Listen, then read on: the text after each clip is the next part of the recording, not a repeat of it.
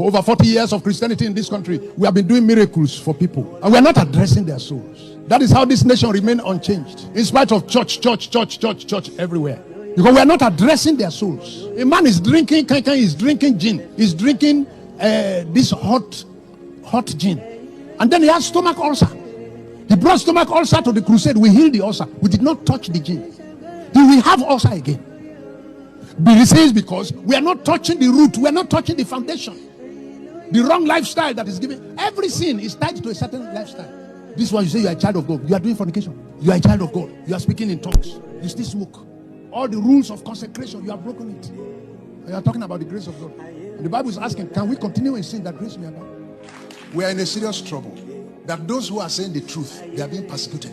And it is our poor understanding by the managers of the pulpit who are teaching wrong things to the church. Just about how to serve the bread and the fish. They are not teaching us on how to manage the remnants. Because they don't consider that to be part of the ministry. It's part of the ministry. They're just talking to you about how to serve the bread, how to serve the fish, that you are supposed to eat. For 40 years of Nigerian Christianity, we have not taught them on what to do with.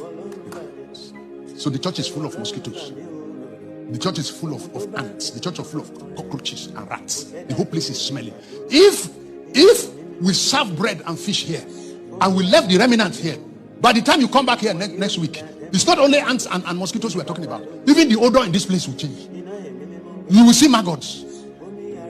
The decay in the church of God in Nigeria today is not about the fresh fish. It's not about the fresh bread. It's about the management or mismanagement or lack of management of the remnants. That's how the whole place is smelling. That's how the whole place is rotting.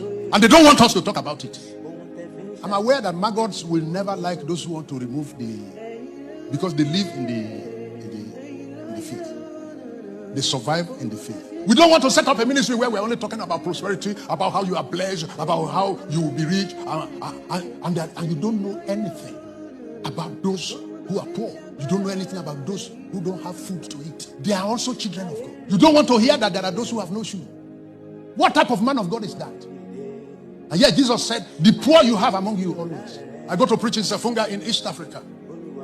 And men trek 100 miles to come for Bible study. Not to come for a miracle service. The last time I was living the field in the desert, I saw a group of people who were weeping. And I walked up to Bishop Matokia, who was my host. And I said, why are these ones weeping? He said they left their home 4 days ago.